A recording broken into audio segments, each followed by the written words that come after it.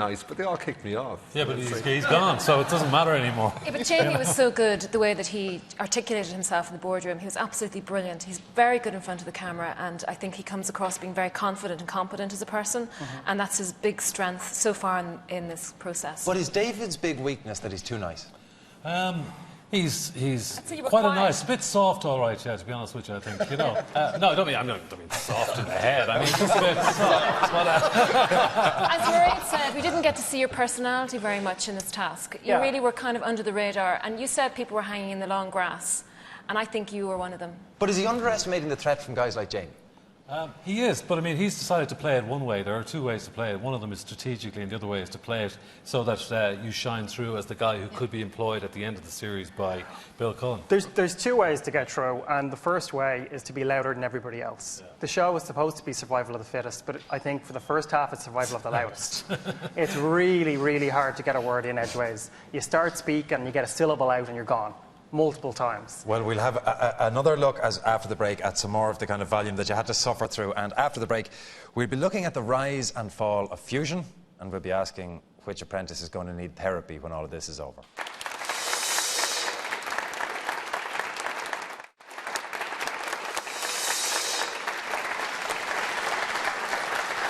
Welcome back. I'm joined by tonight's firee, Mr. David O'Byrne, and by our panel of Celebrity Apprentice fans. Guys, did Fusion win because they were the best or because they were the least awful? You got a good look at them, Fiona. Best, least awful. Well, this is it. I know I was a bit indecisive, and I would say that it was the less of the two evils, if you like, because I think the task was all muddled up for both of the teams. They had a lot to do, in fairness to them. There was a lot to do in the one day. But Fusion did come out best in terms of their ad in the end, but they did fall down on the presentation on the day. But they also got a few elements right and a few elements wrong. Same with the Elevate team as well. Let's remind ourselves of Fusion's successes and failures through this task. I would really, really like to take this. I do have experience in the marketing side. I have worked in radio advertising before. Well, I'd like to go PM on this as well, because obviously I've got a lot of experience in marketing communications, obviously including broadcast ads as well. If I wasn't putting myself forward for this one, I don't know what task I would. Oh, girls, dinner rings. I have them here, OK?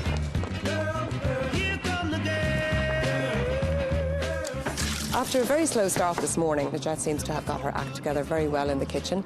She's very competent, she's very confident, the team are confident. You all right, girls? Yes, chef. Sorry? Yes, chef. Yes, chef. How was Nadia this PM? What you said brilliant. Yeah, brilliant. How did you do it? You were eating burgers and chips. I really like it. Yeah, fair play, girls. We could look like him with Uni Slim. He looks so trim. It makes me Good. I think it went really well. I'm really proud of our ad. I love it. They were really efficient. They had the script ready, the timing perfect, and we got it down in an hour. Your planning process was, I'd say, very well done. He said he couldn't have done a better job. It was absolutely perfect. I'm absolutely delighted the way it's going so far. There's not a crossword. To me, everything seems to be running very, very smoothly. It's just got shit, I think. There's no creativity in it. What's this?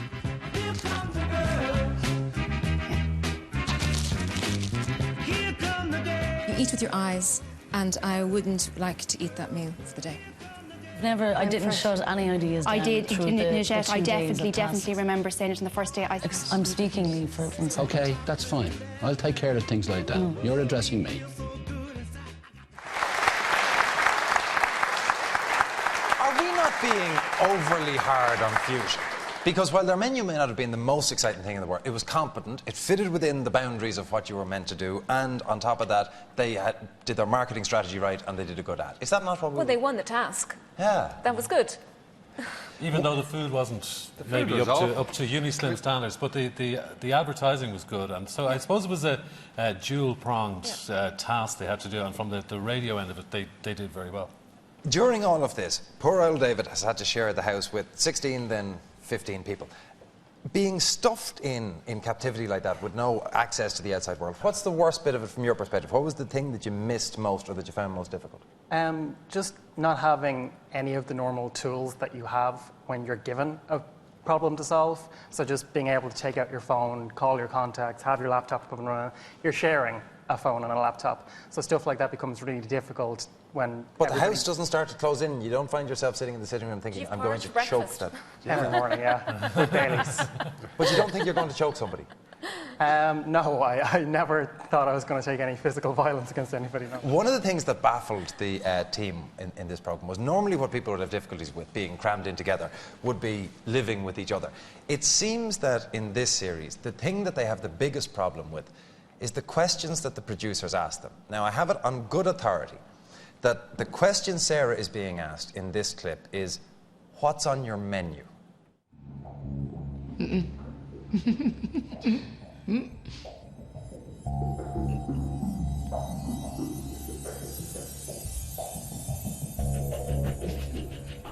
can't edit what I don't say. I genuinely don't have an answer to that. I can't. I don't have an answer. I can't give names. But do you want to just give it a try then? No. I don't have an answer. You're going to nail me on that, aren't you?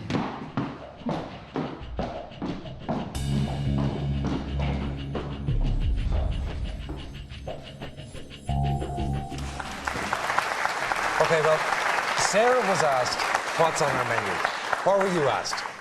I was asked prior to our pitch, when we're still finalising some pieces of the task, I was asked who I would bring into the boardroom. And you didn't even have an inkling of someone you'd like to can at that stage? At the back of my mind, of course, I had people that I felt hadn't contributed as much, but the reason why I didn't want to answer it is you don't want to think negatively at that point. We still had a pitch to do. We still had a decision to be made. Why start thinking about who I'd take into the boardroom with me? Let's keep it positive and let's try and win the task. Yeah, but that was one of the things that has always fascinated me.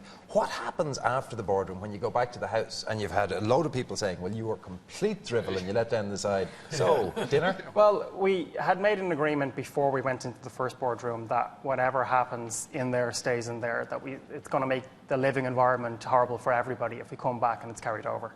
I got to be interested to see if that holds true. Kevin, from the overall bunch that's in there, the people that you would think are playing the game best and that you'd put money on?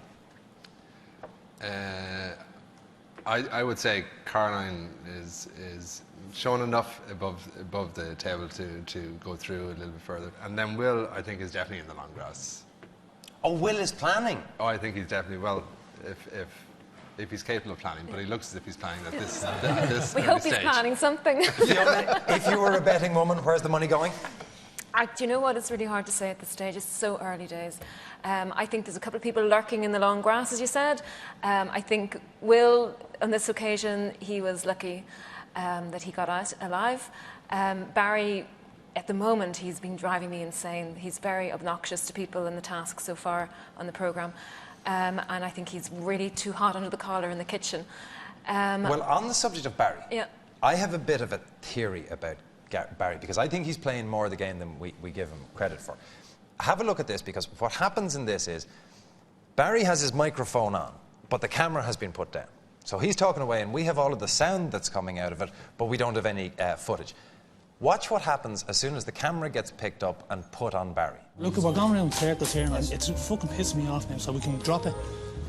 I've answered, we've had this conversation 14 times now. What would you like me to be honest? Dave, do what you want, man. We agreed this yesterday we agreed it last night about the grams. We sped up till 12 o'clock last night, agreeing that the grams and what was in the fucking thing we would be on it. And you sit here now, Never said that. making me look like an idiot. Barry, that's certainly not the intention. Yes, Dave, don't be giving me that's not your intention. You need to kind of de-stress, Barry. I am de-stressed. I just hate when you all play act. Nobody's playing. Why? You're Forget it. completely We're off done. the top. We're done.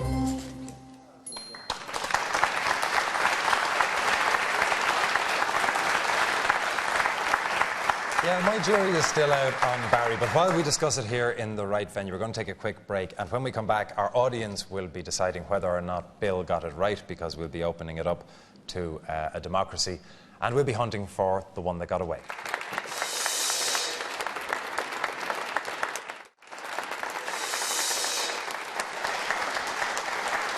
And you're welcome back to the final part of The Apprentice, You're Fired. Before the break, we were looking at the two sides of Barry. The loud, shouty Barry when there isn't a camera on, and the quiet, restrained Barry that appears when the camera